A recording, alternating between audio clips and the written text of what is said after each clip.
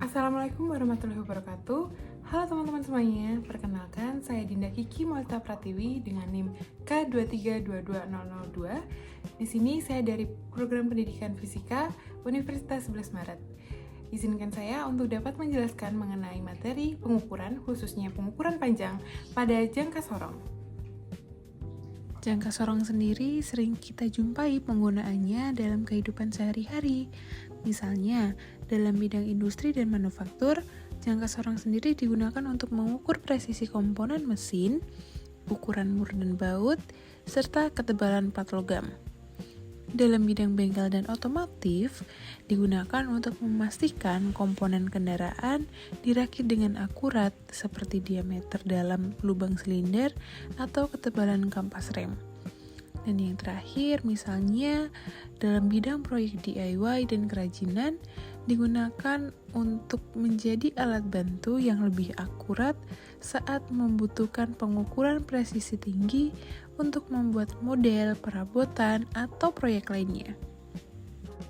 Penggunaan jangka sorong dapat kita temui di berbagai bidang tersebut, karena jangka sorong sendiri merupakan salah satu alat ukur yang mampu mengukur jarak, kedalaman, maupun diameter dalam suatu objek.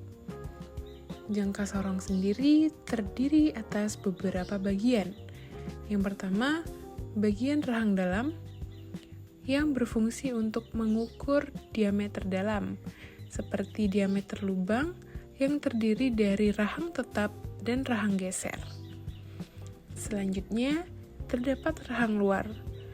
Rahang luar sendiri berfungsi untuk mengukur diameter luar atau ketebalan benda, yang terdiri dari rahang tetap dan rahang geser. Selanjutnya, terdapat dua skala yang digunakan dalam jangka sorong. Yang pertama adalah skala utama. Skala utama sendiri merupakan skala dasar yang menunjukkan hasil pengukuran utama dalam satuan sentimeter atau inci. Selanjutnya, skala nonius. Skala nonius sendiri merupakan skala tambahan untuk mendapatkan hasil pengukuran yang lebih teliti, biasanya dalam satuan milimeter. Selanjutnya, terdapat baut pengunci. Baut pengunci sendiri berfungsi untuk mengunci rahang agar posisinya tidak berubah saat pengukuran berlangsung, sehingga hasil pengukuran yang didapat akan menjadi lebih akurat.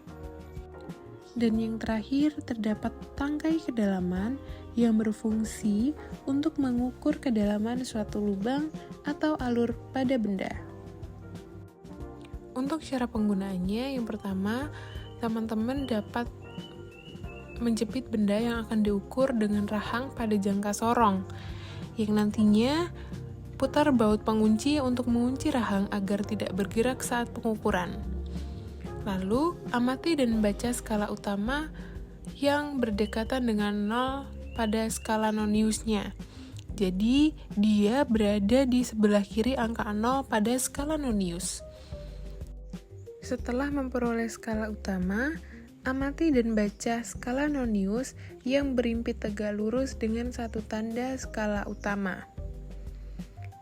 Skala nonius sendiri akan dikalikan dengan ketelitian alat ukur yang nilainya biasanya 0,01 mm, 0,02 mm, atau 0,05 mm. Nah, untuk hasil pengukurannya sendiri merupakan penjumlahan dari skala utama dan skala nonius.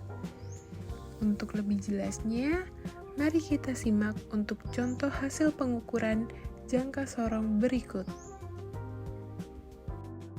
Untuk contoh yang pertama, berapakah hasil pengukuran menggunakan jangka sorong di samping? Perlu teman-teman ingat bahwa yang pertama-tama adalah skala utamanya. Perhatikan nilai dari skala utama yang nilainya itu berada di sebelah kiri 0 dari skala nonius, yang artinya berada di titik 4,1 cm dalam satuan senti ya. Selanjutnya, perhatikan untuk skala noniusnya. Skala nonius sendiri yang garisnya itu berimpit dengan skala utama. Ayo, bisa diperhatikan dia berada di garis ke-6. Bisa diperlihatkan bahwa di situ nilai dari skala nonius bernilai 6 dikalikan dengan ketelitiannya yang secara umum. Di sini bernilai 0,01 cm. Nah, ketelitian yang diperoleh tadi dikalikan dengan ketelitiannya diperoleh untuk nilai dari skala nonius sebesar 0,06 cm. Setelah kedua skala utama dan skala nonius diperoleh, untuk hasil pengukurannya sendiri merupakan penjumlahan dari kedua skala tersebut, yang berarti nilai dari 4,1 cm dijumlahkan dengan 0,06 cm. Maka diperoleh untuk hasil pengukuran dari gambar jangka sorong di samping sebesar 4,16 cm. Untuk contoh yang kedua, di sini teman-teman dapat mencari berapakah hasil pengukuran menggunakan jangka sorong di samping. Perlu teman-teman ingat bahwa di sini perlu kita cari untuk skala utama dan skala noniusnya. Yang pertama, untuk skala utama dilihat di sebelah kiri angka 0 dari skala nonius, sehingga di sini diperoleh untuk skala utamanya sebesar 5,7 cm. Setelah diperoleh nilai dari skala utama, dapat kita cari untuk skala noniusnya yang garisnya berimpit dengan garis di skala utama. Di sini teman-teman bisa lihat bahwa dia berimpit di 1, 2, 3, 4, 5, 6, 7, 8. Bisa diperhatikan untuk garis ke-8 dia berimpit dengan skala utamanya, sehingga diperoleh untuk skala noniusnya dikalikan dengan ketelitiannya sebesar 0,01 cm. Untuk skala nonius diperoleh sebesar 0,08 cm. Setelah menentukan skala utama dan skala noniusnya, untuk hasil pengukurannya merupakan penjumlahan dari keduanya. Di sini nilai skala utama sebesar 5,7 cm dan skala nonius sebesar 0,08 cm. Maka diperoleh untuk hasil pengukurannya sebesar 5,78 cm.